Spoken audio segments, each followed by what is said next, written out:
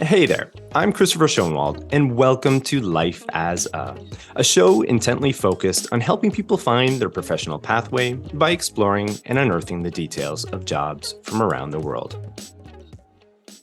The world around us offers up so much in the way of wonder and intrigue.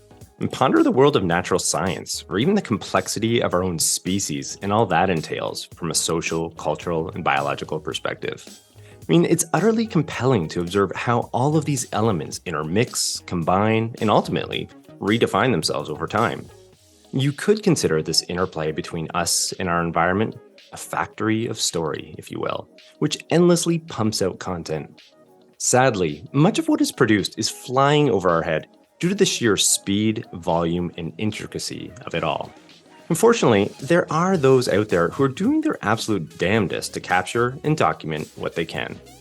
On today's show, we have a guest many of you might consider to be one of the very best out there at recognizing, recording, and chronicling such stories for audiences the world over.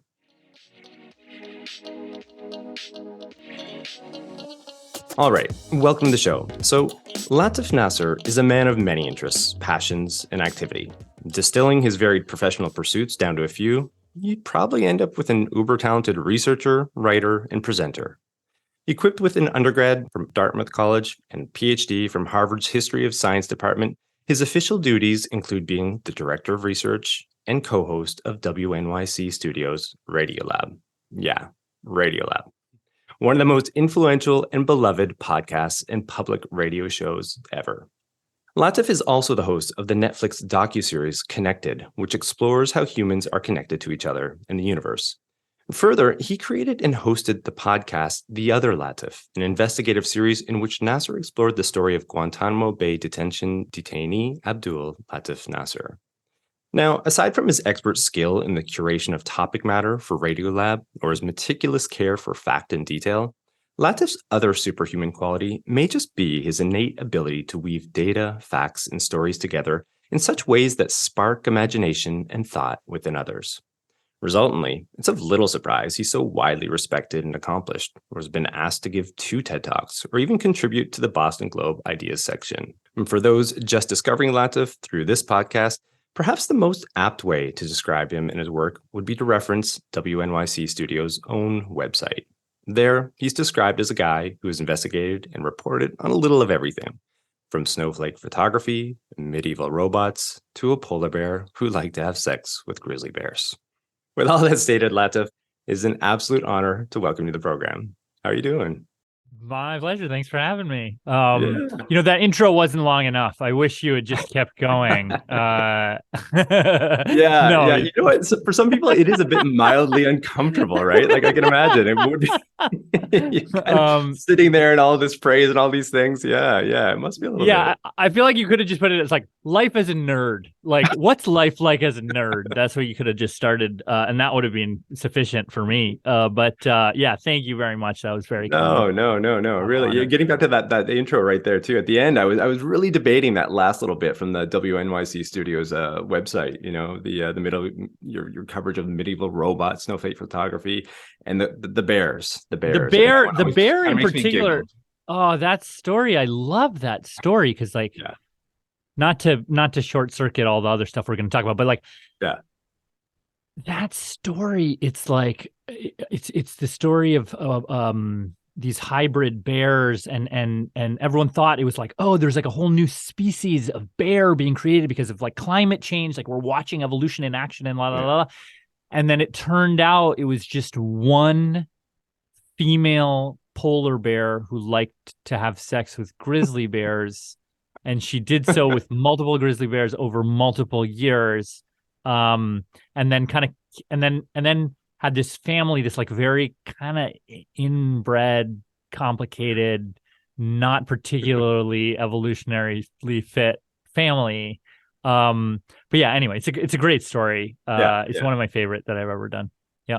Yeah. I mean, it's representative in a sense of what you do, which is find these amazing stories. And I think that's part of, the magic and what I was trying to hopefully convey when I was introducing you. But Thank you. anyway, maybe we should get into all of this. I do have the first segment lined up, and it's something called Coloring Wikipedia. Great. As my listeners know, it's a segment where I just kind of read off a definition of the person's profession, sometimes their industry and what they're involved with. And I do it for a couple of reasons. One, it brings everybody up to speed on what it is. And another reason too is I think it's interesting is that like each person puts their own stamp on what they do. You could hold the same title, but you begin to own it. And I think that takes on its own sort of life in many different ways. So I think it's interesting. It's a compelling point to start a discussion. So anyway, I do, I understand we're probably going to get to your role as a host at some point, but I do want to start here with director of research, if that's all right. Sure. And yeah, unfortunately, Wikipedia is letting us down. They didn't really have an adequate definition, surprisingly, for that profession, but I did find something from the career site Zippia. And let me just read that off for you. And perhaps as I'm reading, you can just kind of consider what you've done, what you are doing, and you can comment after. Sound good? Sure. Yeah, right. yeah. Okay, here we go. Research director. Research directors oversee the research initiatives of the company. They're usually deployed in academia, research facilities, or companies with research and development departments. They set research goals aligned with the company's vision. They also ensure that all research activities are significant and would have an impact. They usually aim to complete research work and would contribute to the advancement of their field. Research directors provide strategic direction on how to complete the research goals. They guide their team of researchers to work more efficiently and more productively. They also lead the team in networking activities. There you go. Kind of like that last sentence. It's a funny one. But anyway, I'll let you take it from there. So let me start by saying, I mean, I love Wikipedia. I'm sad Wikipedia let us down, but the what you just read was so corporate as to be unrecognizable to me. Right? Like I don't know who does that job that you just said, but it's not me. So the background of what used to be my job title, director of research, before I became co-host, that was kind of like a completely made up title that so what had happened was at that point, like that was right around the time when I was graduating from grad school, and I was just like, oh, journalism, this seems like a cool thing. Then I heard this show Radiolab. I kind of fell in love with it, and I sort of started pitching them stories. I sort of just started like haunting their offices. Like they would at some point I was pitching so many stories that they were like, oh, why don't you just come to the pitch meeting anyway? You can just explain your stories that you're pitching better because you're pitching every week anyway. Anyway, so at some point I was sort of haunting those offices. And then at some point they were like, okay, I guess we just like, oh, you don't already work here? Like, okay, we're just going to hire you. So they kind of made up a title for me in hiring me. And it was like they needed several things. Like they needed someone to start up. At that point, the show didn't have fact checking, so they were like, oh, "Okay, we kind of need someone to start up fact checking." And then also, we want you to be a reporter, but like it was sort of just a slushy grab bag of stuff. It was like, "Oh, can you also do social media and stuff too?" Like it was like it was very, very. I was kind of very early stages in the field, and I think even in podcasting as a field, like that was like very. Pre-serial and all these things where it was like we were still just sort of figuring out what we were doing, and it was kind of just it was a important but vague sounding title that they could just sort of come up with that I was like, yeah, okay, that works for me. But so that and it was funny, like when they were sort of like drawing the role in a way, I think they had a sense that they wanted to hire me so they came up with this title and they came up with the job description, and it was like, this person needs to have a PhD in the history of science, which is like what I had, which is like clearly an absurd thing. Like, why would a public radio show need to hire someone with a PhD in the history of science? That's like a very obscure degree.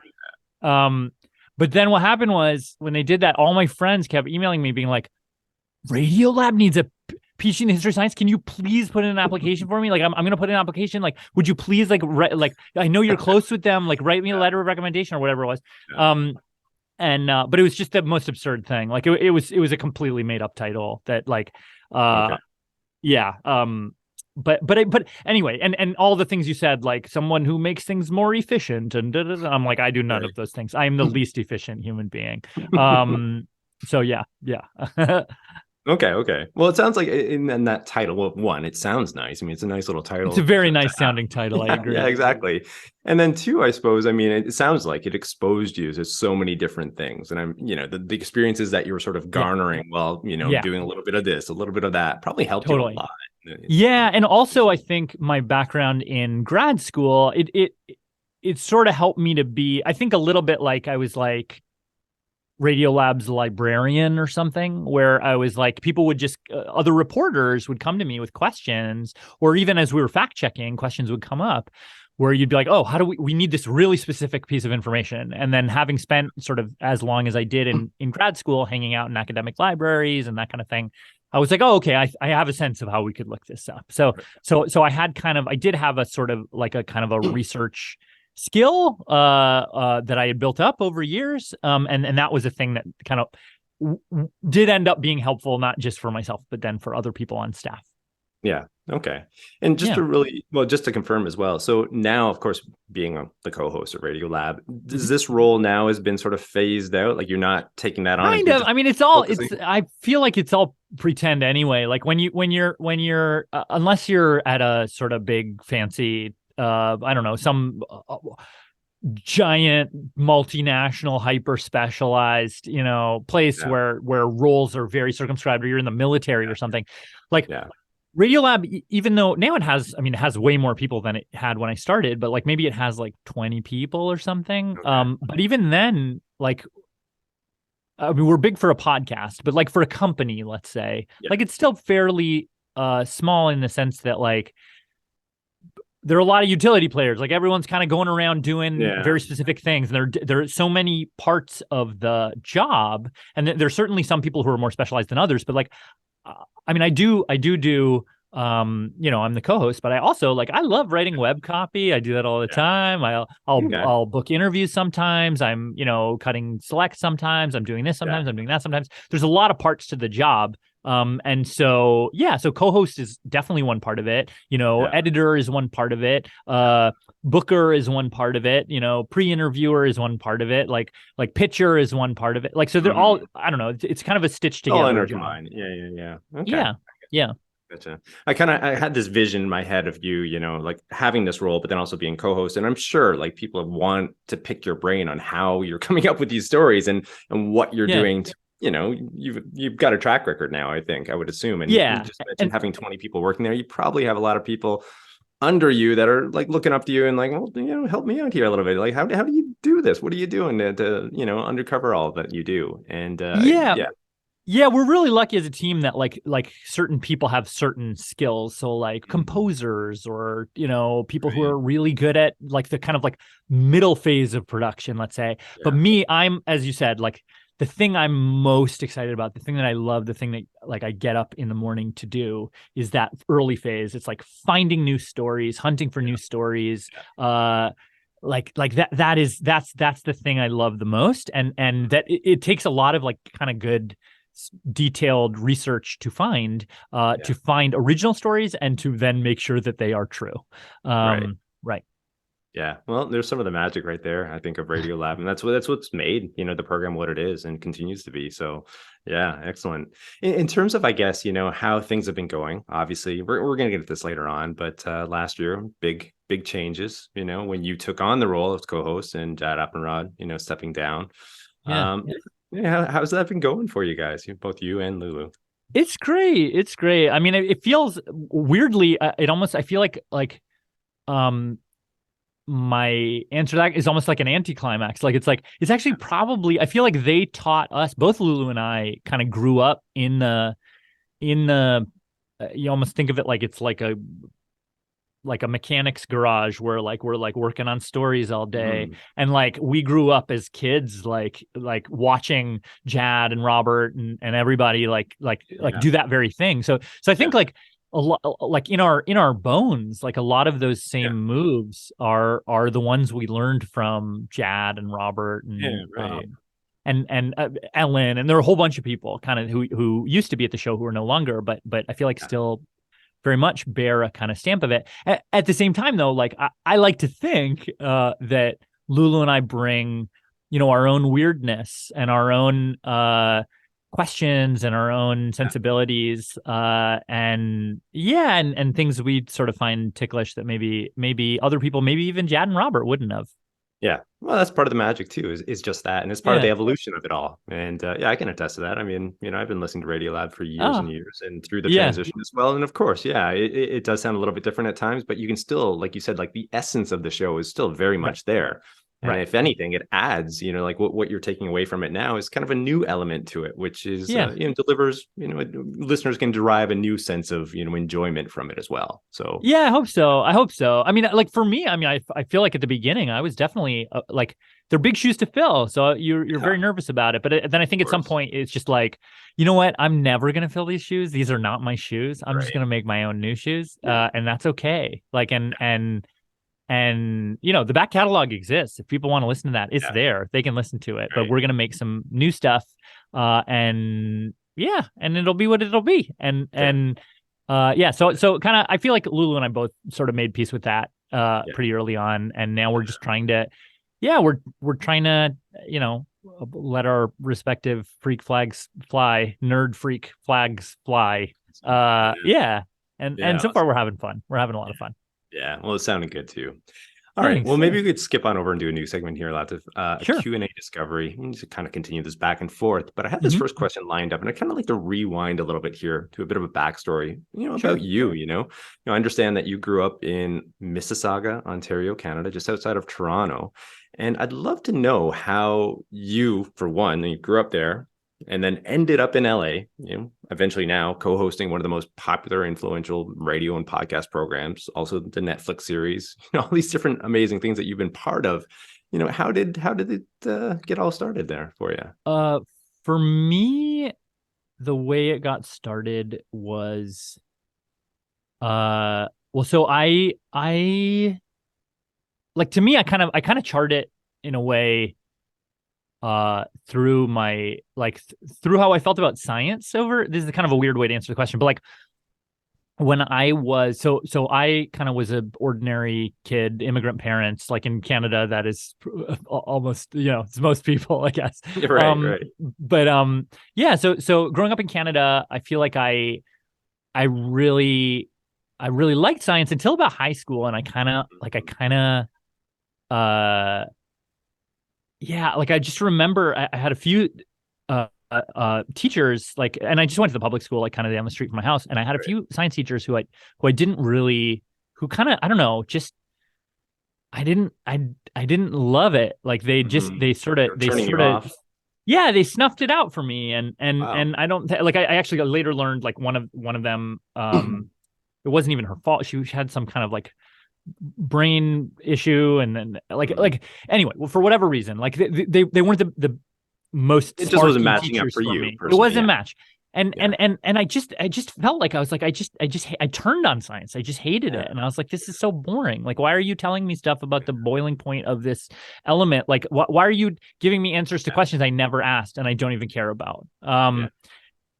And then I from there, like in high school, I got really interested in studying theater. I transferred. I went to high school at this place, also in Canada, on the other side of Canada, called Pearson College, which is a kind of a tiny boarding school, but like magical place that totally changed the future of my life. It's a kind of a, like, people have called it like a Hogwartsy type place. It's really incredible. And that was a place where I kind of, like, it sort of hit the reset button for me, where I was like, oh wow, like the world is a really, really interesting place. And there's sort of like, I don't know, I feel like I'd written a lot off. And from there is sort of kind of graduating from there, I was like, oh, I can do anything. The thing I actually fell in love with there was theater. Okay.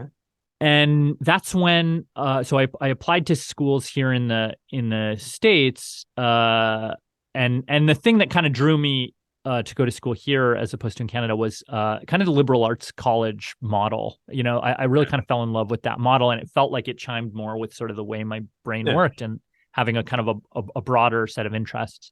Mhm. And so when I got to Dartmouth College, it's like I got forced to take this through the like curriculum requirements. I got forced to take this course. They called it like, I mean, the subtitle for it was like Stars for Poets, but it was like the like class that people who don't like science take to check off their science requirement or whatever. And as part of that, like we had to do like a special project, and then I lobbied because I had a bunch of other theater friends in the class, and we lobbied to like be able to do a play, put on a play. So we put on the Life of Galileo, a play about the life of Galileo, and like in doing that, I was like, oh wait a second, this is kind of awesome. Like science is interesting, and wait a second, like science, I always thought of it as this sort of dead thing where we already have the answers, you know, Dry, like the cold, boiling point of whatever. Yeah. But I was like, oh, wait a second, Awesome. like these were real people who were like figuring it out, and in fact, like they're like you know, we can kind of get to understand those stories, and like they're really dramatic stories, they're really interesting. And so I was like, oh wait a second, so it was kind of like science itself wasn't, I don't know, it didn't like fit with me, but then telling stories about scientists or thinking about scientists, I was like, oh, now I get it, that works, I like that.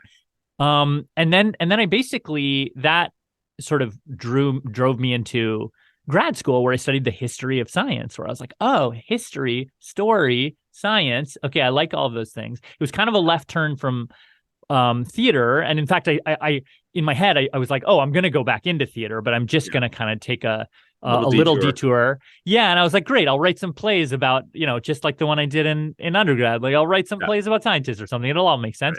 Right. But I went into grad school, and I completely fell in love with that field. Then I was like, the history of science is so amazing. So many great stories here, so many big questions. And here are the stories of kind of dramatic people of the past sort of grappling with them. And then as I was finishing my that degree, the PhD degree, I was like, wait a second, there aren't just dead people who are trying to figure out science. Like these things still aren't figured out. People are still trying to figure this out. And I was like, oh, I want it, like, I would be, you know, looking at the history of some scientist, maybe you know, anesthesiologist or a you know, snowflake scientist or whatever it is. I'd be looking at something in the past, and I'd be like, I wonder if there's like a modern equivalent to that. And then I would find some person, I'll be like, this person is so interesting, they're doing it right now, I can go talk to them. So then it went from history of science to be like, oh, okay, so if I want to talk to people who are alive right now, who I can actually talk to because they're not dead, I'm going to go into science journalism. And that was kind of the kind of logic thing, where it was like, okay, stories of science, history of science to modern day. And then that was kind of my entree into, and then, so when I was in grad school, I started sort of freelancing. I started, kind of dipping my toe into this sort of science journalism world. And it's basically like not that long after grad school, I got this job, and I've kind of rode it all the way since. Yeah. Awesome. It's interesting. I mean, I've been doing this program for a little while, just under a year now. And it's what always fascinates me is just how like these pathways, they're never linear. They're never like from A to B straight across a line. Like they're always like there's zigging and zagging, and there's ups, there's downs. And it's really quite fascinating to see. And I think for guests as well, you know, some of the comments I get afterwards is like, it's interesting for them to kind of look back, because you forget about all these little moments in these journey points along the way, and you can kind of see it and look back from afar and like, okay, that's how this connected to that. And really for sure. And it's first of all, those, and I like to think of them in my life as like they were left-hand turns. Like they were really, they were not straight ahead, right? They were not linear. And to me, the kind of the other thing that makes that even more remarkable, I guess, is like so the two jobs that you mentioned that I have, it's like one is I co-host a podcast, and one is I was a host of a Netflix docuseries. When I was graduating from college, neither of those two things existed. There you go. I had never heard of a podcast. Netflix was like mailing DVDs to people. Like neither of those things. I could never even have conceived of doing those things. And so to me, like, even if I had charted a linear path, like I don't know. I don't even know if that job would still exist. And That's right. and in the meantime, jobs that I did love and do feel like they speak to me so much more, like opened up. So I don't know. I feel like that's not to say. I mean, there are people out there for whom they have a linear path, and that's great. And I hope they, stick to it. But for me, that's the way. That's the way that Yeah. that feels most true. Yeah, exactly. And I think that speaks to that point of finding what drives you forward in a sense, right? Like finding that passion, it's as cliche as it sounds to say, like, Yeah. I think there is value to that. And it's sort of like you perfectly illustrates, what you were just speaking of right there. And in terms of that, I think like what I picked up in, I think most people do is like for you personally, I'm guessing, and professionally, it's this notion of curiosity, which Yeah. drives you. I mean, that's probably what's propelled you to where you are right now is that, and that's part of your passion. And like, has that always been a thing? I would suspect it has been, like even from childhood. Yeah, it is. And well, I'll answer that question. But like, so curiosity is one thing for sure. Like, I feel like that's my one superpower. Like, I'm like very, very, very curious, and maybe enthusiasm is maybe my other one. And I don't have a lot of skills besides those two things. But like, I do think that sort of my interests, like curiosity was definitely one of the things that drove me, but like I think there's like a grab bag of skills that I feel like or interests, let's say, that I had, that if you put them together, if you separate them out, they sound really disparate and kind of random. Like I'm interested in theater and storytelling. I'm interested in science and the natural world. I'm interested in history and like how things became the way. So like those three things are like kind of different. Yeah. But then to find a way to use those three things, and everybody has their own, constellation of different things, but then to use them to triangulate to be like, oh, maybe I could, if there was a thing that existed that could combine this and this, but nobody's doing that. But actually that's good, because then I can walk into a place like Radiolab and I'll have pitches, that nobody else has, because they're not thinking about the history of science in a theatrical way or whatever it is, right? So to me, it's like that, like I think that you're so right. It's like finding the passion, or like, but it's also like finding those things that you really love, and then trying to triangulate based on those, Yeah. Not too long ago, I had another guest on that you're familiar with, that Reza Aslan. Oh, so great! What a great guy! Yeah, exactly. New York Times bestselling author. He's also a producer of different television programs. Incredibly talented individual. And what he was speaking of on this show, it was that what you were speaking of right now, is how he had seen, like he's at least embedded within academia, and he found like a lot of that to be, quite frankly, just boring to him, like the way the information was presented. And it wasn't the information that was the problem, because information itself was fascinating. It was just how it was being packaged up and put out into the world. So his idea was to take some of this and put it into a different medium, maybe write about it, produce works on it, maybe it's television programs, whatever it might be, to kind of, like you said, like triangulate and find like a little avenue that other people weren't necessarily exploiting or exploring. And he's built. Yeah, he's a great case study of that. Yeah, exactly. Yeah, right. Well, both of you are. Yeah, quite frankly. Yeah. So yeah. No, it's a really good point to add. But to your other point, like I think curiosity is and has been that thing for me, where it's like, and I think it's sort of one of the things that has allowed me to become a journalist. Like, I like to keep asking questions. I don't mind being or being perceived as, which are both true and important, the dumbest person in the room. That's okay. I feel good about that. I like that. That's the place I want to be, in a way, because it means I'm learning something, Right. And I think that I think for me, like, as soon as I got to the place, in, let's say, history of science grad school, where I was like, okay, I'm starting to understand what's going on around here. Then I'm like, okay, I'm getting out of here. And to me, I feel like I'm in a place where, I feel really lucky that I'm like learning new things every day, and I can kind of keep stretching. I can keep being curious and keep learning. And that is like, I feel so immensely lucky. Yeah. For that. Yeah, no doubt. Well, I do have another question here as well. In terms of your work and what you're doing, and which probably feeds a lot of what we were just speaking about, is the actual uncovering of content. And I know you get asked this question all the time, but I know some of my listeners Mhm. would probably love to hear it as well. So maybe you can just get a Yeah, condensed version. But in sure. terms of your process of coming up with these stories, I mean, again, as part of your reputation, I suppose, is that like you do find these incredible stories that have just never been told. And what how does this come about? Is what I'm trying to get at here, I guess. Yeah, for me, I think that there's this feeling like it's funny.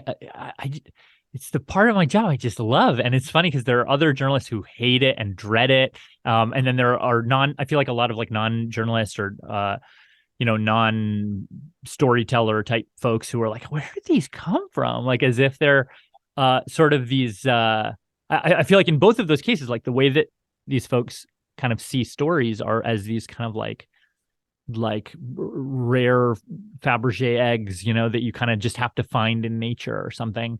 And to me, it's sort of the useful thing, and the thing that really has opened the floodgates for me in terms of finding stories is to kind of just completely smash that idea, Yeah. and to flip it and to realize that wait a second, no,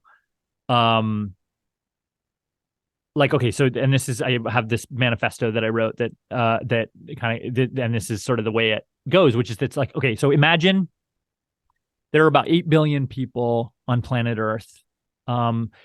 Just presume 1% of them in any given week have something dynamic, interesting, newsworthy happen to them in any given week, right?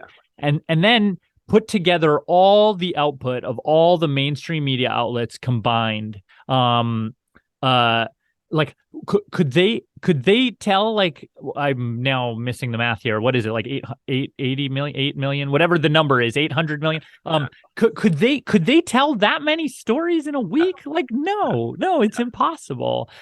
Story, and those are just alive people. There are also dead people and plants and animals and consumer goods and laws and planets and bugs and just there's pop Endless, right? songs. There's a million. It's an infinity. There are an infinity of stories all around us, and Mm.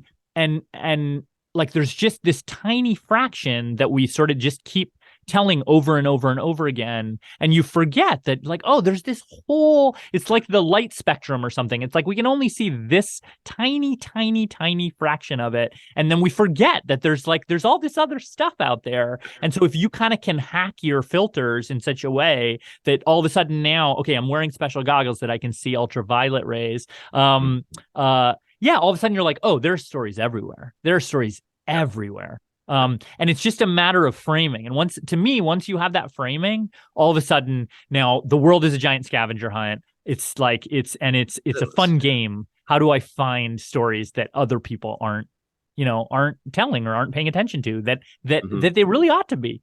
Yeah, exactly. And returning back to our good friend Wikipedia, is this where Wikipedia enters the story for you in terms of Oh sourcing my of God, all the stuff, time. I right? procrastinate all the time on Wikipedia. I've found so many stories on Wikipedia. I've found so many like for me, what's and this is something another one of your guests, Margot Williams, who I have tremendous admiration and respect for. She said, like, it's like she doesn't read Wikipedia for the page, she reads it for the footnotes. Like, Yeah, oh, there's gold in those footnotes. Like Wikipedia is a I don't know. To me, it's like an intellectual mecca, but like people, we pass it off like it's just this ordinary thing. It's yeah, amazing. It's yeah. incredible. Anybody who is alive at any time other than now, if you showed them Wikipedia, they would cry. They would weep with Mm. joy and awe. It's like it's an amazing thing, and it's like a kind of, yeah, it's like a sort of a serendipity machine where you kind of can just jump. Like you do 3 jumps and you're in a place where you're like, I've never been here before. I don't know any of this stuff. And to me, that's like yeah, that's a Treasure real trove. gift. Yeah, Yeah, yeah. yeah.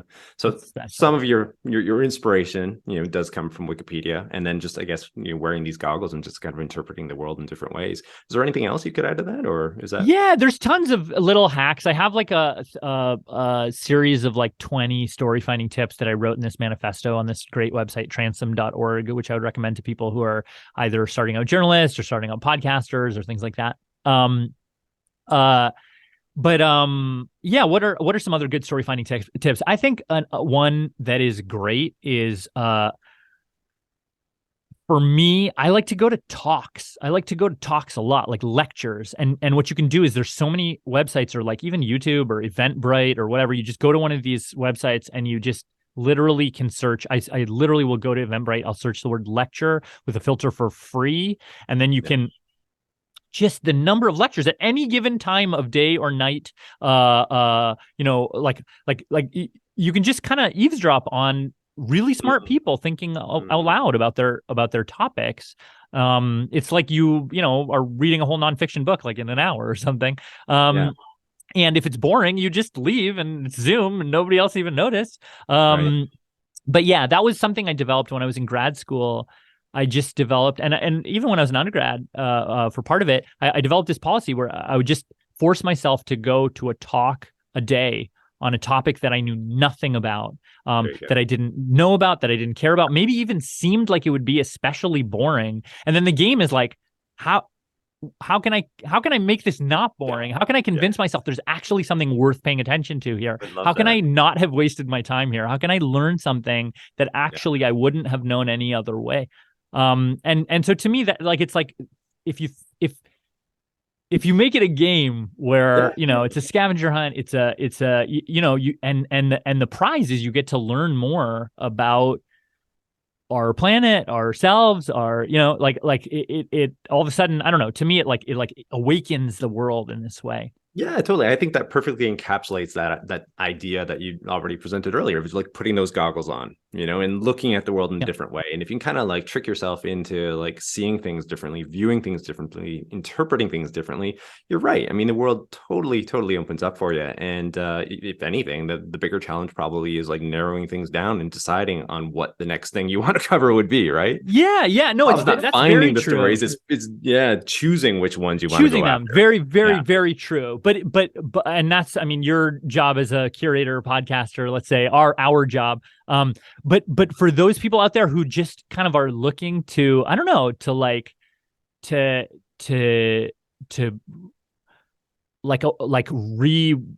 wonder their lives, or like looking for the awe and the wonder and the reason to get up in the morning. Like to me, that's the thing. Like that's the thing you can do to find some joy. Find some joy. Yeah. To me, like I get tremendous amount of joy from that. And like anytime when I'm flagging or I'm like, what the hell am I doing again? Why am I doing this? What am I wasting my life on here? You just do that. You just go out and find something, find something that you don't know. And to me, that active learning is like, it's invigorating. That's probably the best word for it. Yeah, no, I totally agree. Totally agree. Yeah. All right. Well, I do have another question here. And this one, I don't know, maybe this one is a little bit Radiolab. I'm not sure. And it's a little bit out there. I'm going to qualify it as no a little problem. bit out there. That's where I live. Yeah. Great. Perfect then. All right. Well, in terms of what you do, obviously, there's been a lot of accomplishment along the way. And to this point, I mean, you're on a show that's listened to by millions of people, you're adored by, fans from all over the world, not just in North America, like all over the world. Right. And I've been reading a little bit recently, and same thing. You come across different things that sort of surprise you or interest you. And with this whole rise of podcasts and whatnot, I mean, it's a fairly intimate medium. You're getting to know these hosts who oftentimes are sharing different details about their lives in addition to whatever the topic matter. And I think that's really quite fascinating. But there's been this rise, this psychological sort of phenomena where, well, what they call it is a parasocial relationship. Right. And basically what's happening here, for listeners who don't know, just read off the definition really quickly. A parasocial relationship refers to the psychological relationship viewers or listeners come to consider with media personalities. They tend to consider them as friends, despite having, no or limited interactions with them. And this condition sort of develops over repeated exposure. It's feelings of friendship, intimacy, identification with this person. And of course, the defining trait. It's just totally one way, Mm. right? This Right. probably isn't all that new. I mean, radio's been around forever, and television and Yeah. whatnot. But podcasts, I think, have maybe amplified it to a certain degree. Mm. And I've always been kind of curious about this from the perspective of someone who's on the other side of it, like how do you sort of take that? Is it a bit creepy? Is it, I don't know, sort of, I don't know, flattering at times, or do you Yeah. even experience this? I don't know. What would you say to all this? Yeah. I mean, I think I definitely, I mean, to a limited degree, but like it makes sense, right? Like especially Yeah, podcasts, and you're totally right. Like we say all the time, like podcast people often they're listening with earbuds, which right. means we are literally the noise is coming to you, the sound of my Yeah, voice is coming to you from inside your own skull. Like I am a voice in your inside your head. right. Uh like, and that's you can't get more intimate than that. Exactly. So to me that's kind of natural, like that. And it's funny, like when you're reading something on a page, I don't know, there's something about hearing a human voice, even if I was just reading literally the thing you yourself Yeah. could have read on a page. All of a Mhm. sudden you're like, who's that voice? Oh, what Yeah. did he do there with that word? Or like, it just makes you all of a sudden be like, who is this person reading to me? Like, The what do they connection think is, about it? yeah, What did yeah, they yeah. The say? connection's amplified, if anything, right? Yeah, I Yeah, it's think so. I think it's so. So firing so off it a whole makes bunch of other neurons in your brain. I think I that, think yeah, that kind so. of I lead to think this. And so. I think so. I think so. And it's so it makes sense why that sort of happens. And I feel like I'm lucky in the way that, like, there are a lot of other people for whom this can be really intense and mm, unsavory and really puts them off, like and I think this especially happens to like women or people of color and people like queer people, or like there are a lot of certain kinds of people who this kind of disproportionately can be uncomfortable for. right. um I would say in my experience, and maybe it's just because yeah, I don't know. I like in my experience, it's been quite positive. Mm, I feel like people, they ask me for help or for questions in a way that feels like very honest and earnest. And maybe it's mm, and it's like I live in LA. Like that, if you yeah, want celebrities, there are way bigger celebrities in any direction around me. right, But I feel like Radiolab is a kind of a, maybe in the grand media landscape, like Radiolab is sort of a niche enough thing that yeah, yeah, I don't know, the people that come and try to talk to me and the people who are our fans and who feel that kind of intimate connection, like I tend to kind of like it, and I like those people, yeah. and kind of we can have a kind of a nice conversation. That said, there have been times when yeah, when it's been uncomfortable, when people Mm, will come and they do things or say things or act in a way that it's like that's not right, appropriate. appropriate. Like Mm, one time when I felt kind of uh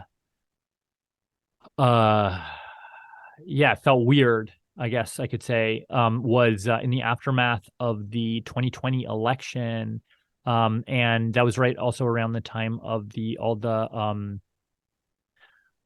George Floyd protests, okay. and there were people who were using and explicitly quoting my episode of I did one of the episodes I did of the Netflix show Connected was about this thing called Benford's Law, and there were people who were kind of citing my show as sort of evidence that Benford's Law could prove that Joe Biden didn't win the election. Benford's Law could prove that the video of George Floyd being murdered was fake.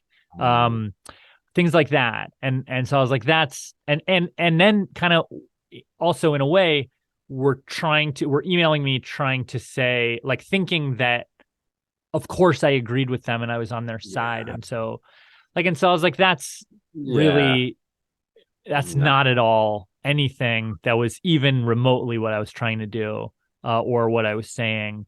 And so, yeah, I don't know. There are like moments like that where you're like, yeah, like, what am I even, yeah, like, what's coming across here? Like, it's so right. little of it is anything I actually intend. Mm, What is going on here? But I don't know. In general, I feel like I've been really lucky. I've met so yeah, many cool people who are fans of the yeah, show. And I like I mean, I like hearing from, like, I'm very bad at responding, but I like hearing from people. yeah. I I mean, like that. Yeah. Sorry, Anyway, I keep was just going. gonna say it's part of human nature to a degree. I mean, when you're Yeah. getting compliments, like who doesn't like that? Who doesn't like having, Yeah. a pat on the back once in a Sure. while? And if those are the majority of comments or things that are coming in, then yeah, totally. Yeah, and it's also on the flip side, like it's like I feel like the thing I was saying before, like it's like stories are everywhere. Like people write in with their stories, and you're like, wow, that's such a special thing. Like, Hmm.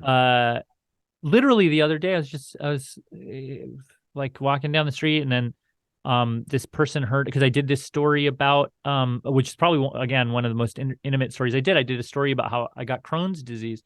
And I had to go to the hospital, and I kind of chronicled it in this episode. Yeah, I actually caught that episode. Yeah.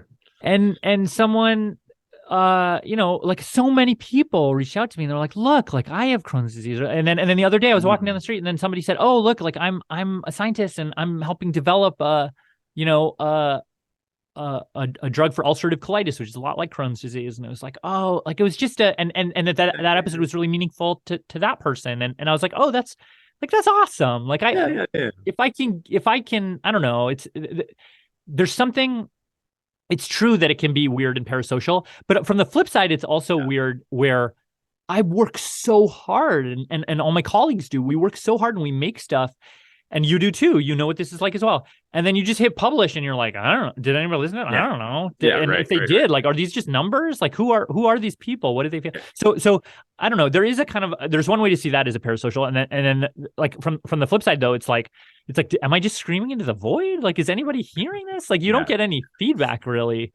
So anytime you do get feedback, I don't know, it's valuable. Sorry, that was a long rambly answer. But No. But I love it, and I think it was just a really fascinating sort of thing to explore a little bit, because I think all of us, like you said, how you started answering this question. You have these earphones in your head. Basically like with these people continually over and over again.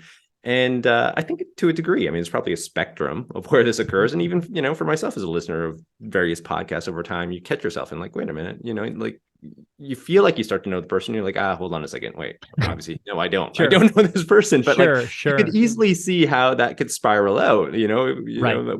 Well, and anyway. You see how intense it gets, when, especially when there's like some scandal and some podcast host does something that you really don't like, and then everyone gets like disproportionately angry, and you're like, oh, because you thought you're friends with them, and then your friend did this horrible thing, and you feel betrayed, but like they weren't really your friend exactly. But like you can see it. It's definitely a thing. That's for sure. I would like to transition into another segment here, something called the water cooler story segment. And this is a segment where I just indulge listeners, with a story from the guest. So I'd love to hear what you've got. Yeah, there was, I mean, the prompt you sent me was like just something, I don't know, kind of a story of something that makes you feel something in a way. And I literally, and I don't know, I hope we use this on Radiolab. I have no idea whether we will or not, but it just happened. Literally right before I jumped into this interview, I was on a different interview with the astrophysicist Sandra Faber, like a legendary astrophysicist who had a huge hand in kind of how we understand dark matter, how we understand how galaxies were created. She won a National Medal of Science from President Obama, and she's just like a immensely impressive person. Who has devoted her whole life and career to studying the universe. And I was talking to her, and it was like right at the tail end of the interview, and she said something that just like blew me away. And hopefully we're going to use it on Radiolab, but I'm just going to tell it anyway. Because I'm probably going to bastardize it, and whatever, people will still listen to it on Radiolab because it's when she says it, it's prettier. But basically the thing she said to me was, because she is of the belief, I guess there are a lot of astrophysicists who think that, given the size of the universe, places like Earth with complex life, maybe it's actually kind of a common thing. Maybe it's not so unusual. She thinks it's pretty unusual. She thinks for a bunch of different reasons that like life is Earth is a rare place. Life is a rare thing. And she thinks, she even said this in the interview, that we are probably alone, as complex life as we kind of conceive of it.